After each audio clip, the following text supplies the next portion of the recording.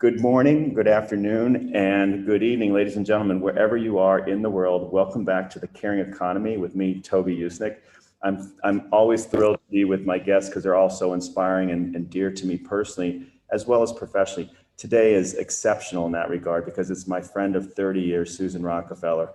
And in addition to being my pal and buddy and collaborator, she's an environmentalist, she's an entrepreneur, she's an artist, and she's a philanthropist, and she's a mom and a wife. And I see her entirety every day, thank God. And so welcome to The Caring Economy, Susan Rockefeller. Thank you so much, Toby. It is great to be here and great to be in conversation with you. Thanks. So Sue, tell us a little bit about your career journey and how you've moved between academia when we first met, business, social impact, and the creative cultures. So, I'd like to start by just saying that I think so much of career starts with family values, and I reflect quite a bit about my life and my sort of obsessive passions. And I think to my father, who was an entrepreneur and did a lot of work with leverage buyouts before that was sort of in vogue, and also my mom, who was an anthropologist. So my home was sort of filled with these values of conservation, of curiosity, the beauty of Native American art, the art and craft. And I think many of those values shaped who I am today. And I think what's interesting is looking back, I never really had a name for what my passion is. And I realized that really true to who I am is that I'm an artist. And I look in terms of, as a child, very curious, doing journaling and writing and painting and ceramics in high school, and then getting a certificate in organic gardening in college. So I think many sort of passions, including my love of nature, my curiosity of the natural world, and also the idea of what it means to be a creative soul, really impacted a lot of the work that I've done. And more specifically, in college, I studied environmental studies at Hampshire College, went off to University of California, Santa Cruz, and got my certificate in organic gardening. And then that launched me to go to Alaska. And I lived with the Inuit doing economic development in agriculture and fisheries.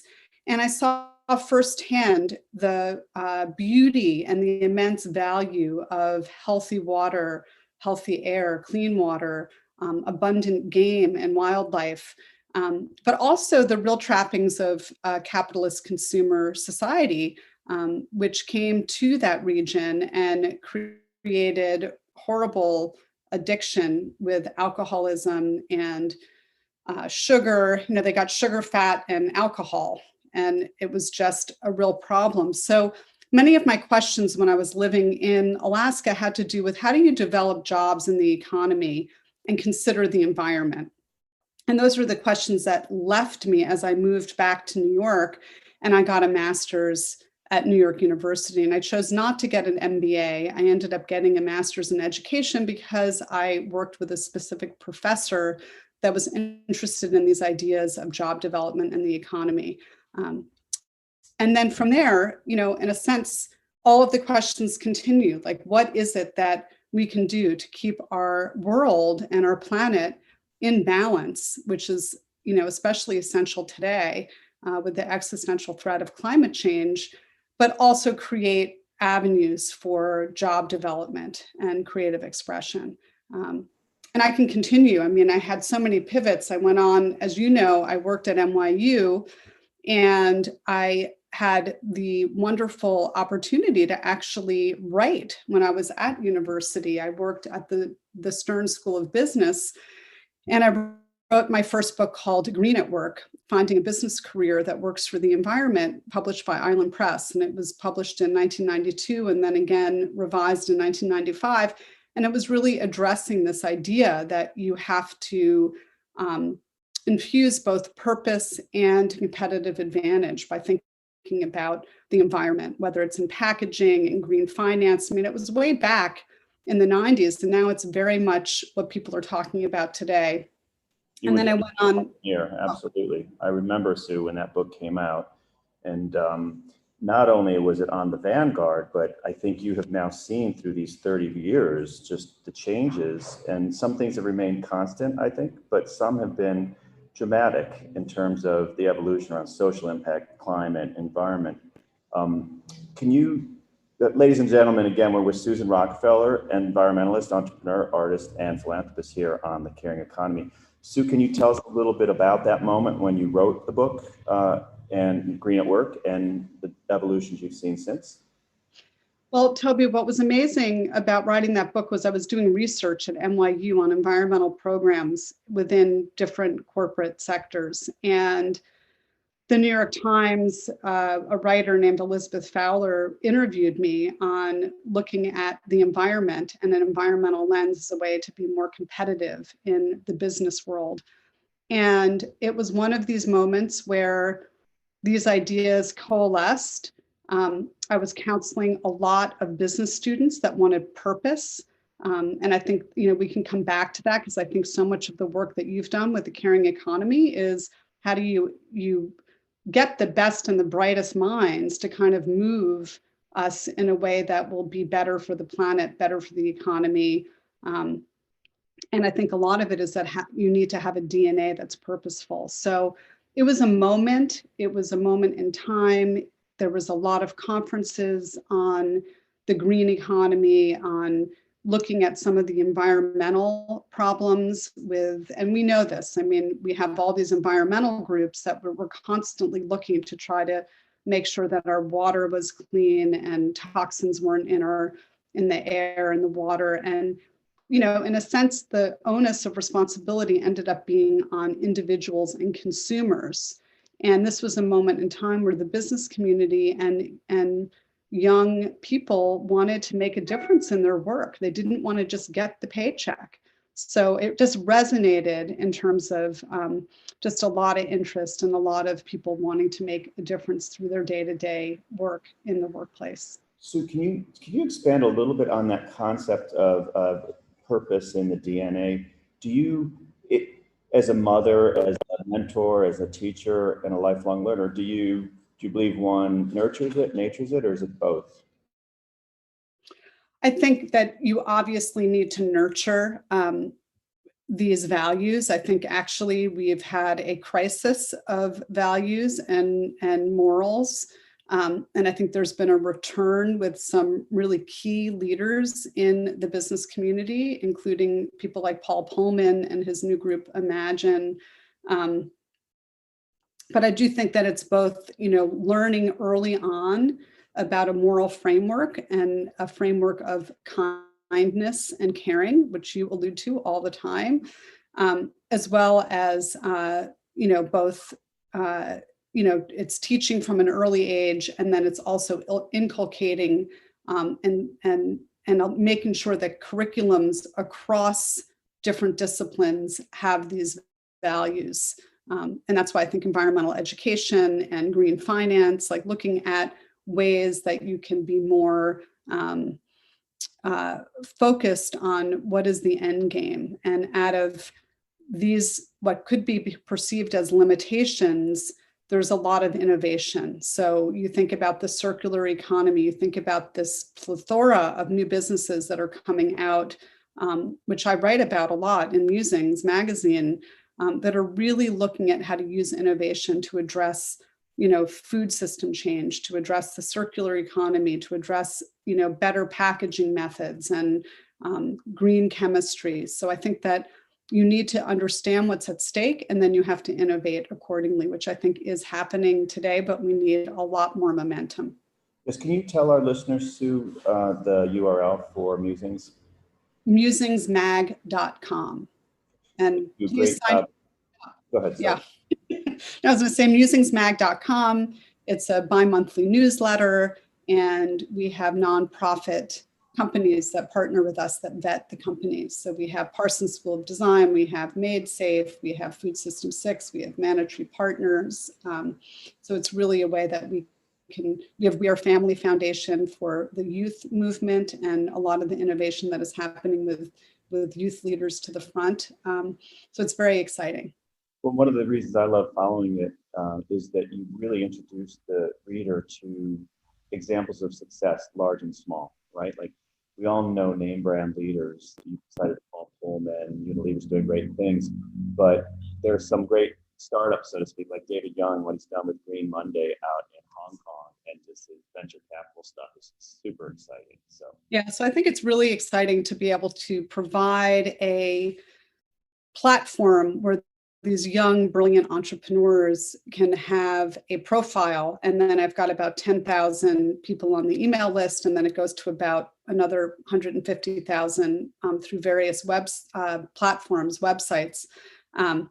And the idea that through that process, there can be connectivity and people interested. So Green Common is an example where, just in my conversations, I will bring up Omnipork. It's a vegetarian alternative to pork.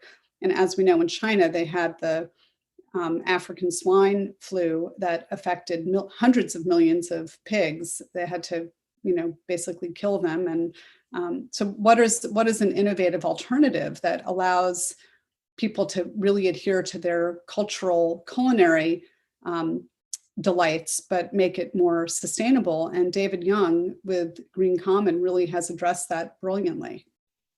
So Sue, the bigger brands we started to talk to about like Unilever, Paul Pullman, in all your years of working and filmmaking, philanthropy, writing, you've worked with so many brands. I can think of the ones we've collaborated on, from Christie's when I was there, Minolta, JP Morgan Chase, where we've done events in China together, Gerard Perregaux, JD.com, Swarovski, Tiffany.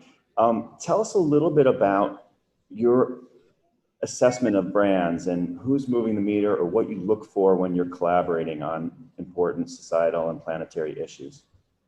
So I would say, Toby, that's a great question. I think that there's the power of international brands are such that they can use their platform to really create a ripple effect. So I personally loved working with Swarovski, with Nadja Swarovski. I worked on a collection, a jewelry collection called the Beautiful Earth Collection, and a percentage of the proceeds went to help fund the Nature Conservancy to create these beautiful national parks to help preserve and conserve the panda bear, and then all the biodiversity that comes as a result of keeping these wild places wild.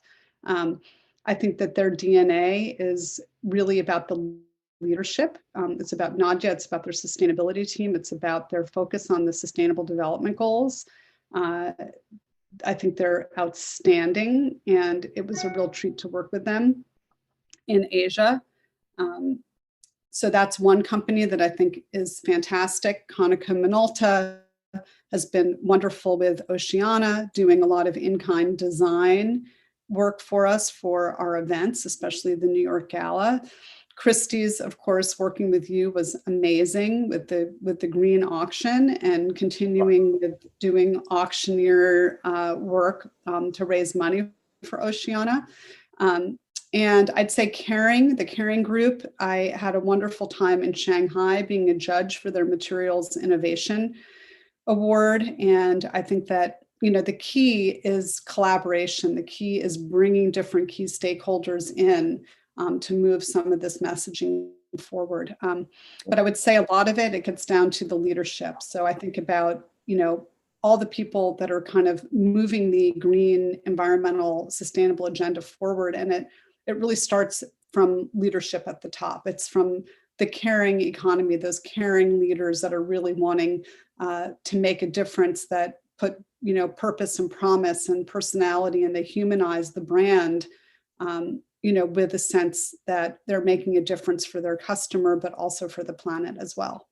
Yes, I often talk in both the Caring Economy and on this podcast, where we've had Caring's head of sustainability, Marie-Claire Davot, whom you know as well, talk about it. And I think it is all about leadership in the end. And also that leadership isn't just the persons at the top. I love seeing, as you have through all your mentoring and career advising, young leaders just growing, right? Like, your children are good examples of that, I believe. Like Henry has really stepped up and doing amazing stuff, and it's exciting. Yeah, and I would say that the one thing that I've learned through mentoring is that I learn as much from my mentee, I'll have these young, amazing people want to be mentored. And I just say, look, this is really a two-way street. I am learning as much from you as I hope you learn from me. So it's very exciting to see the youth step up and step out. Yes. To that end, I feel like you're always lifelong coaching me and vice versa. Like we go so far back, and you keep me balanced and excited about what we're up to. So separate from I'd love to say one thing about that, sure, Toby, because I'm here editing. There's something really important as we age about mentorship. And also, I know, having had my master's in counseling, that one of the most sort of sacred things that we can give to someone is just the space to have them listened to. And so few people have a space where they're listened to, that they feel like people are really listening. And I think that's something that will also be part of this new generation of companies, where there's an ecosystem of listening, it's coming out of the Black Lives Matter, it's looking at our assumptions, it's looking at ways of being open to conversations that are different than what has been the habitual. So I think it's a very exciting time when we think about diversity, not just the biodiversity in nature, but just the biodiversity of what happens when you have a more vital, diverse ecosystem of people around you. I so agree. And another thing you help me practice and realize regularly, Susan, is just listening. Ladies and gentlemen, we have today as our guest on the Caring Economy, Susan Rockefeller, environmentalist, entrepreneur, artist, philanthropist, and pal of many years with me. Sue, tell me a little bit about the nonprofit side of your world. We talked about the rigor that certain brands bring to what they're doing, but with Oceana, ACC, Stone Barns, why do you choose these organizations, and what do they exude or demonstrate for our listeners to also tune into? So as you know, Toby, I'm very interested in what my husband and I call healthy soils and healthy seas. And especially the work with Oceana, if you look at climate change and what's going on in the world today, the one thing that we can save is our oceans. And the ocean provides over 1 billion people a protein-rich fish meal a day. So my hope and my legacy will be, in supporting Oceana, which is a global nonprofit that is working with the best scientists and advocates to save the oceans and feed the world. So I really believe that, we can't just go soft on these issues. We have to enforce fishing regulations. We have to minimize bycatch. We have to preserve fish habitat. And that will actually help feed the world in the future if we keep the oceans abundant. And then with healthy soils, if we can get away from the monocrop industrialized agricultural system, or move part of that system toward a regenerative one where there's less chemical and fertilizer inputs, it's better for the land, it's better for the soil, it's better for the produce and the crops that are being grown. So I'm very interested in how we can create bioregionally diverse and nutrient-dense food. A lot of the studies that came out of COVID is that those that were most adversely affected by COVID were those that were immune deficient and micronutrient deficient. And so I think there's going to be a lot more focus on nutrition and how that is related directly to soil health and the food that you're growing. So accessibility. I'm sorry, go ahead. No, sorry. I think I might be talking a little bit too much. No, it's fantastic. And that's a perfect segue, Susan, to the art piece, the artist in you. You use your gift and talent of filmmaking to tell stories masterfully. I think of Food for Thought, Food for Life, Mission of Mermaids, Seed Change with our friends Barbara Ettinger and Sven Husby, Hale County on Black Lives in rural Alabama. Talk about filmmaking as a tool, please. Sure. And then I'd love to just get back to like nonprofits, just to give you a few more examples. Absolutely. Yeah. So in terms of film, I love filmmaking. I had studied and took courses at the International Center for Photography in color developing and portraiture. And film to me is just an incredible tool to tell really poignant stories, but also to move people toward empathy. And in most of the films that I've done, there's been, in a sense, an environmental focus or a human focus on stories that I believe need to be told. So whether it's, Mission of Mermaids, linking the myth of the mermaid to ocean health, whether it's Food for Thought, Food for Life on the food revolution that's happening, whether it's on PTSD, post-traumatic stress, and looking at alternative modes of healing through the arts. I think that there's a lot of ways that film can be used to really create a sea change of consciousness shifting. And so, whether it's Hale County, whether it's a new film that we have called Gunda, that is done by Viktor Kozakovsky, a Russian filmmaker, on the sentient aspects of livestock, and really having people look at livestock, a pig, chickens, and cows, and understand that they have a certain sentient being to them, and to reevaluate and ask the question about our industrial food system. So I think that the power of film is that it's also collaborative. You're only as good as the team that you put together. It's a microcosm of how I think a community can work really well. And magic happens when you make films. So I love the fact that I make my own films that are on SusanRockefeller.com. And then some of the films that I work on that are co-produced are through LouvertureFilms.com. And it's a very exciting time right now in film. Yeah, Oscar nominated films at that. And another aspect of how holistic I love seeing you work and approach is some of the films you've done with found film, right? Like you've not gone out and shot at great expense and carbon emissions, new footage. You've harvested from the world. Super. Right. Like, so for the Mission of Mermaids film, I did 1 day of shooting out on Long Island, and the rest was all found footage. I wanted it to be a statement that we don't need to go out and spend more funds on things, that there's a lot of existing footage that one can use. And I tend to do that quite a bit with some of my personal films. It's just holistic thinking, I think. Sue, tell us a little bit more you were saying about some of the nonprofits.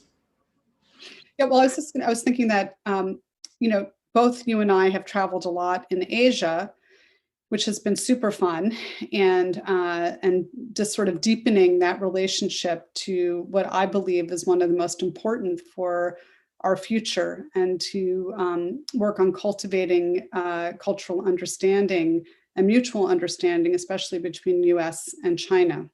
So I sit on the board along with my husband, who's been on this board for quite a while, the Asian Cultural Council. And it's about really creating this opportunity for artists to work with mentors, mostly in the United States, but it goes back and forth. And there's been over 6,000 grantees that have come to really, sort of deepen their relationship, whether it's dance, music, fine arts. It goes across the gamut. And I think it's really important, especially in this time, that we look to the arts as a way of connecting. It's a universal language, it builds bridges, and I feel really honored that I'm part of that, that foundation. And then I was just going to say that in this time, it's so important, and Oceana is working on plastic pollution, and I just have to put my little, we have got to work on stopping what? Go for it. Yeah. So I just feel that on my watch, I do not want to feel that I did not do enough to stop the flow of plastic pollution, especially into our oceans. And right now, plastic pollution, you're finding microplastics in the soil, in the air, in our water. Millions of marine mammals die every year from plastic ingestion. And Oceana is now working with Nicole Delma on a plastic-free option for Amazon. And I think that, all of us know during this pandemic, we've been doing a lot of online shopping, and the amount of plastic that comes from Amazon is it's ridiculous. And there should be a plastic-free alternative. And that is what we are working on. And it was just announced last week. Awesome. So anyway, I think it's very important that we find ways to lessen our carbon footprint and our plastic footprint. You know, ladies and gentlemen, again, we're with Susan Rockefeller, environmentalist, philanthropist, entrepreneur, and pal of mine. Sue, send me whatever links you want to put in your little bio for our listeners who want to click in later, whether it's musings or the press release. We can talk more offline, but that's really great to have follow-up tools. The talk of Asia and China in particular, I've been so fortunate and grateful through the years with Christie's and then with my own consultancy, Philanthropic Impact, to do fireside chats with you and your husband, David Rockefeller, on protect what is precious, your motto. And could you talk a little bit about that for our listeners? Because I think it's such an elegant and succinct and clear-headed way to communicate to others what your focus areas are and why they matter. Sure. So, what's interesting, Toby, is that part of what I've loved about our travels to Asia is that we do use this motto, and it really is our mantra, the protect what is precious mantra, which has 3 pillars. It's family, art, and nature. And it resonates. It isn't political messaging. It's really about the values that almost every culture and community cares about. Family, your own, sort of nuclear family, but then the global family of what is it that we need to do to be healthy. Sorry, that was just a mouthful. You're gonna have to edit that. So anyway, protect what is precious, family, art, and nature. Family, both the nuclear family, but also our global family. Art, because it's a universal language, it's creative expression, and it reaches into the hearts and minds of so many. And nature, because if our environment isn't healthy, we are not going to be healthy. So we use those pillars. It's what we use also to sort of streamline our philanthropy. We get a lot coming into us, and we're able to say this doesn't really fit within the framework that we're interested in choosing to support. And it's just been a wonderful way to show films. Like, as you know, we've done Mission of Mermaids. We showed Food for Thought, Food for Life.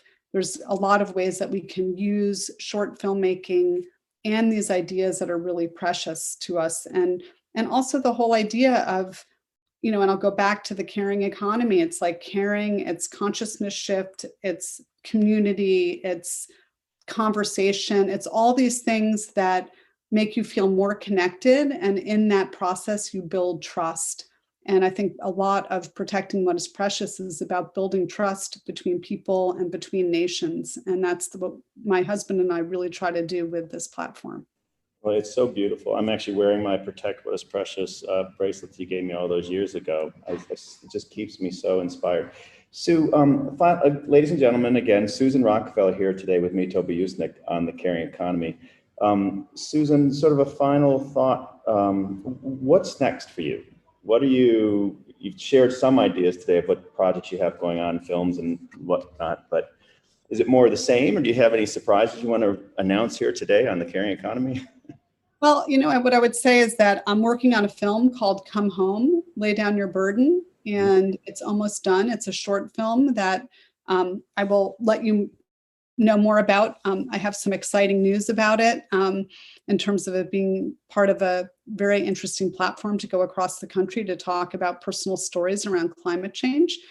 I also have been working with our farm in upstate New York in the Hudson Valley on a product called Neck Potion number 9.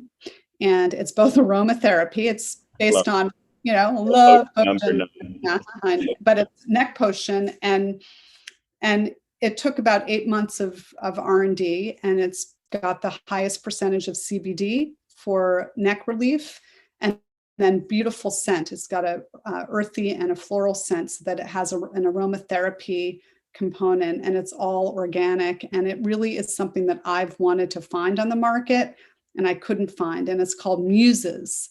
So it's a bit of a brand extension from Musings, but it's something that has not been on the market. And it's really, again, supporting this ecosystem of the local economy. And then the other is our honey. We have honey at our farm, and we have a Muses organic honey that will also be, selling locally. So I'm very excited about that. And then just more time to be with my husband, more time with family, more time to paint, just really in a creative space right now. We did a lot of cooking. I'm pretty much not, I'm like about 98% vegan. I'd say the 2% is wild fish, but I just know too much about what's going on. So really just like better health, do less harm, compassionate movement, not eating much meat. I will if it's part of an ecosystem of regeneration. And just feeling like life is really good. And I would say that, I love this book, The Way of Gratitude by Galen Gingrich, who was the minister at the All Souls Unitarian Church. And I would say that, we practice gratitude, like gratitude that we're healthy, gratitude that we are living without a lot of violence in our day-to-day life. And, my hope is that as people, take in sort of the unbelievable suffering of what's transpired with COVID-19, that we really understand our interconnectedness to each other and our interconnectedness to the planet. And as we understand these planetary boundaries and the fact that as we encroach on wild land, as we continue to despoil the earth, things like these viruses will create a way of balancing this imbalance that we are creating.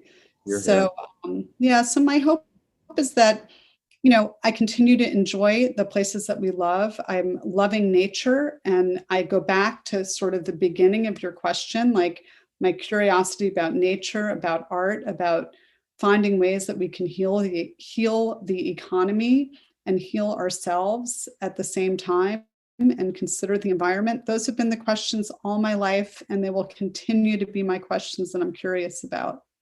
And the world is better for it, Susan Rockefeller. Ladies and gentlemen, I think you've gotten a little Whitman sampler of this awesome woman, this humanitarian, this philanthropist, this citizen, artist, storyteller, and really, I think, an activist in the best sense, Sue. You're rocking the world, and I'm honored to be sharing the journey with you. So thank you for joining us here today with me, Toby Usnik, on the Caring Economy. And please come back when you have some of these new products from upstate that you're going to launch. They sound awesome. Well, thank you, Toby. You'll be one of the first to receive these products. And I love being in conversation with you. We have grown and developed and deepened our friendship over the years, and may it continue well into the decades ahead. And I love you very much. Thank you, Sue.